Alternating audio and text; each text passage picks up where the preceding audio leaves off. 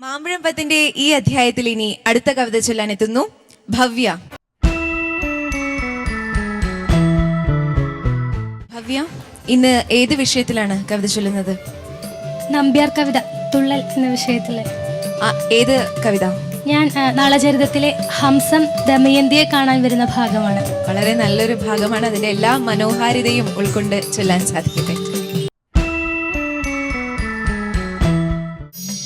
വിദഗ്ധനാകിന നളന്റെ ദൂതൻ വിദർഭ നൽപുരമടുത്തു കണ്ടു. വിദഗ്ധനാകിന നളന്റെ ദൂതൻ വിദർഭ നൽപുരമടുത്തു കണ്ടു. പതിച്ചു ദണ്ഡികൾ നിറഞ്ഞു കണ്ടു, കുതിച്ചു ചാടും കുതിരകൾ കണ്ടു. മണിപ്പുരങ്ങളും ഉയർന്നു കണ്ടു, മണിഗ്രഹങ്ങളും അണഞ്ഞു കണ്ടു.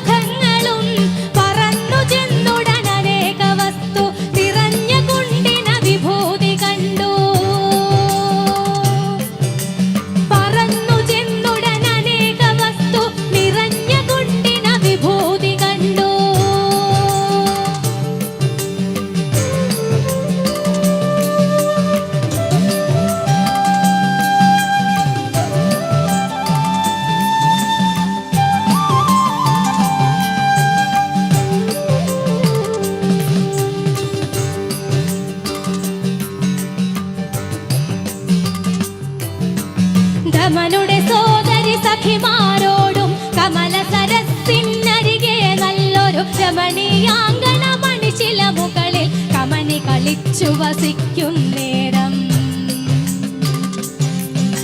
കളഹംസം ചെന്നവളുടെ മുമ്പിൽ കളമധുരാകൃതി മെല്ലെ ഇറങ്ങി.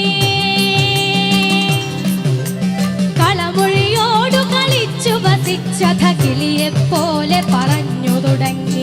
കളമൊഴിയോടു കളിച്ചു വസിച്ചത കിളിയെപ്പോലെ പറഞ്ഞു തുടങ്ങി. കളഹംസം ഞാൻ അമ്പലചാരി നളനുടെ ദൂതനതോർത്തിടേണം. കളഹംസം ഞാൻ അമ്പലചാരി നളനുടെ ദൂതനതോർത്തിടേണം.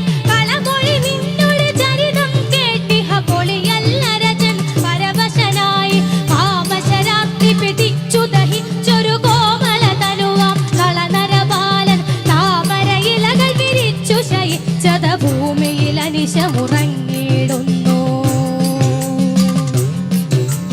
മടുമലർ പരിമളമേൽക്കുന്നേരം കിടുകിടെ വേണി വിറച്ചിടുന്നു.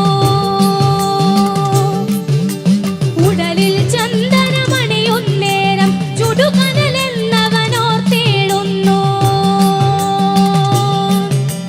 ശശിയുടെ കാന്തികളാണ്ടി വരുമ്പോൾ വിശറിയെഴുത്തഥ വീശിടുന്നു. ആശ്രയനിധിയാം സുന്ദര നൃപനെ ശശിവദനെ നീ ഓർത്തിടേണം. ആശ്രയനിധിയാം സുന്ദര നൃപനെ ശശിവദനെ നീ ഓർത്തിടേണം. അയ്യോ കഷ്ടമവസ്ഥ ഇതൊന്നും നീ അറിയാത്തതിനെന്തിഹ ബന്ധം. അയ്യോ കഷ്ടമവസ്ഥ ഇതൊന്നും നീ അറിയാത്തതിനെന്തിഹ ബന്ധം. അവനുടെ രൂപഗുണങ്ങൾ നിനച്ചാൽ ശിവ ശിവ എന്നതു മാത്രം പറയാം. അവനുടെ രൂപഗുണങ്ങൾ നിനച്ചാൽ ശിവ ശിവ എന്നതു മാത്രം പറയാം.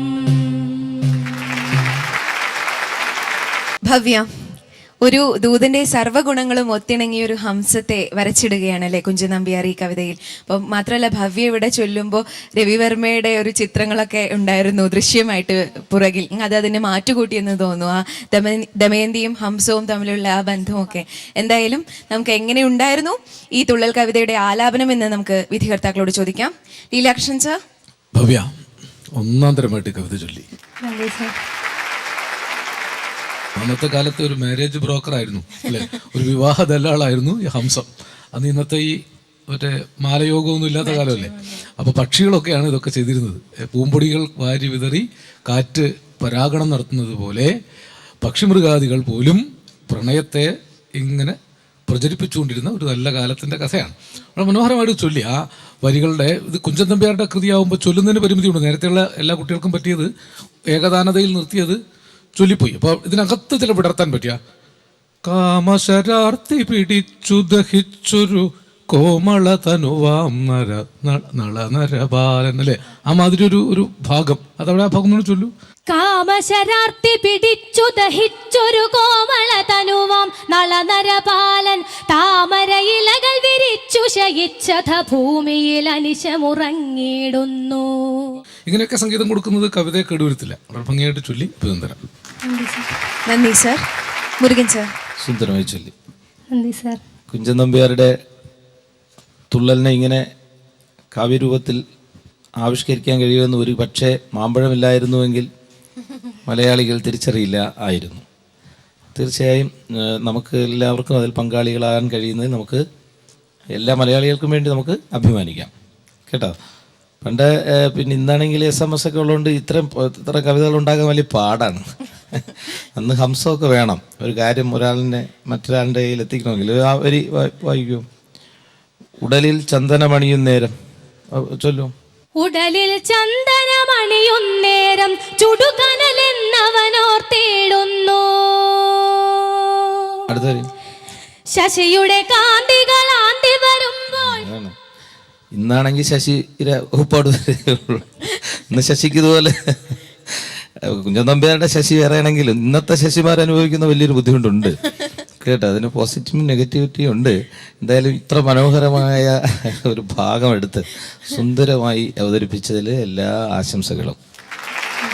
നന്ദി സർ. ഭവ്യ, എത്ര മാർക്ക് ലഭിച്ചു ഈ തുള്ളൽ കവിതയ്ക്ക് എന്നറിയാം? ലീലാകൃഷ്ണൻ സർ. ഏതായാലും മുരുകൻ പറഞ്ഞ പോലെ കുഞ്ചൻ നമ്പ്യാരെ ശശിയാക്കിയില്ലല്ലോ, അതുകൊണ്ട് 50-ൽ 49 മാർക്ക്. നന്ദി സർ. മുരുകൻ സർ. അതുപോലെ തന്നെ കുഞ്ചൻ നമ്പ്യാർക്കും ശശിമാർക്കും വേണ്ടി 49. നന്ദി സർ. ഭവ്യ, 100-ൽ 98 മാർക്ക് ലഭിച്ചിരിക്കുകയാണ്. വളരെ ഉയർന്ന മാർക്ക് തന്നെയാണ്. അപ്പൊ സന്തോഷിക്കാൻ ഏറെ വകയുണ്ട്. നല്ലൊരു കൈഡി കൊടുക്കാം. ഇനിയും ഇതുപോലെ നല്ല നല്ല കവിതകൾ ഈ വേദിയിൽ ചൊല്ലാൻ സാധിക്കട്ടെ എന്ന് ആശംസിക്കുന്നു.